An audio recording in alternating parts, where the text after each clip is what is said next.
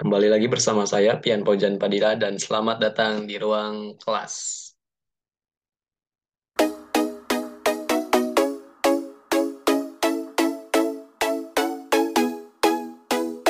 Baik, di sini saya akan menampilkan hasil review dari tugas saya mengenai artikel ilmiah tentang penilaian autentik di jenjang SMK dari mata kuliah evaluasi pembelajaran dosen pengampu Dr. Yan Arthur, Magister Pendidikan.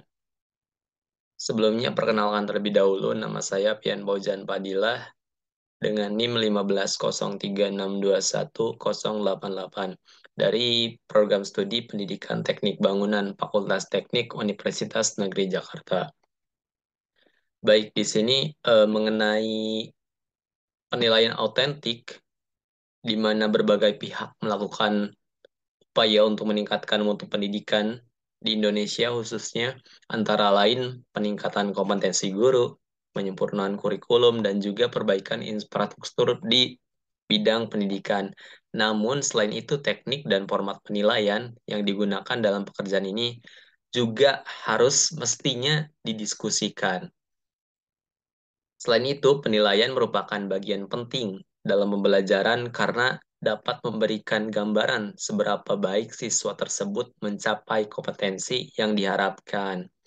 Dalam hal ini, penilaian autentik dipandang sebagai teknik penilaian yang dapat memberikan gambaran kemampuan siswa yang lebih akurat dan efisien tentunya, karena menekankan penugasan nyata dan pekerjaan di dunia kehidupan. Masuk ke pembahasan, di mana definisi penilaian merupakan bagian integral dari proses pembelajaran.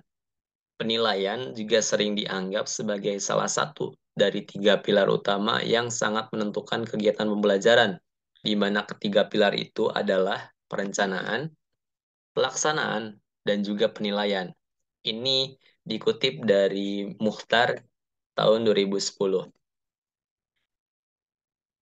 Selain itu, kita masuk ke definisi penilaian autentik atau authentic assessment yang merupakan jenis penilaian dalam mengukur pencapaian siswa yang menekankan pada apa yang harus dinilai. Contohnya, tugas-tugas yang bermakna, hasil yang dapat digunakan dalam situasi kehidupan nyata. Itu contohnya. Itu menurut Ani di tahun 2013. Selain itu, di tingkat SMK, penilaian otentik menjadi penting karena dapat memberikan gambaran yang akurat tentang kemampuan siswa dalam menghadapi tantangan di dunia kerja. Adapun prinsip penilaian otentik di jenjang SMK, yang pertama ada relevansi, di mana tugas-tugas penilaian harus relevan dengan dunia kerja yang menjadi kompetensi lulusan SMK tersebut. Kemudian ada autentik tentunya, tugas-tugas penilaian harus mewakili tugas-tugas yang nyata di dunia kerja, baik dalam bentuk maupun substansi. Kemudian yang ketiga ada komprehensif, di mana penilaian harus mencakup berbagai aspek kompetensi yang ingin diukur, termasuk pengetahuan, keterampilan, dan juga sikap. Objektif, penilaian harus dilakukan secara objektif dengan menggunakan kriteria dan indikator yang jelas. Yang terakhir, prosesual, di mana penilaian autentik harus melibatkan proses yang dapat memperlihatkan perkembangan siswa dari waktu ke waktunya. Selain itu, di sini di eh, hasil review saya memasukkan 4 artikel sebagai contoh di sini. Nomor satu, di mana judulnya implementasi penilaian autentik dalam pembelajaran bahasa Indonesia di SMK, di mana sumbernya sudah saya tuliskan. Kemudian alasan masalah tersebut diangkat, di mana untuk mendeskripsikan secara detail bagaimana guru bahasa Indonesia di SMK Negeri 9 Surakarta melaksanakan penilaian autentik serta mengidentifikasi kendala-kendala yang dihadapi oleh siswa, guru juga, dan juga faktor waktu dalam proses implementasi penilaian autentik dalam pembelajaran bahasa Indonesia. Kemudian kebaharuan dan apa sih outputnya? Di sini dari hasil penelitiannya memberikan pemahaman yang lebih kaya dan detail tentang faktor-faktor yang mempengaruhi pelaksanaan penilaian autentik dalam pembelajaran bahasa Indonesia di SMK Negeri 9 Surakarta. Kemudian di sini ada yang kedua, itu pelaksanaan penilaian otentik dalam pembelajaran bahasa Jepang di kelas 10 SMK Negeri 1 Singaraja berbasis kurikulum 2013. Sumbernya sudah saya tuliskan di sini. Kemudian alasan mengapa masalah tersebut diangkat. Itu karena penilaian otentik dianggap sebagai metode penilaian yang efektif dan juga efisien dalam mengukur kemampuan siswa secara komprehensif dalam bahasa Jepang, termasuk pengetahuan, sikap, dan keterampilan. Adapun kebaharuan outputnya yang diberikan itu penelitian ini memberikan informasi tentang instrumen penilaian yang digunakan dalam penilaian otentik seperti rubrik penilaian pengetahuan, jurnal penilaian sikap, dan juga penilaian keterampilan berbicara, menulis, membaca, dan juga mendengar. Adapun dua lainnya di sini sudah saya tuliskan.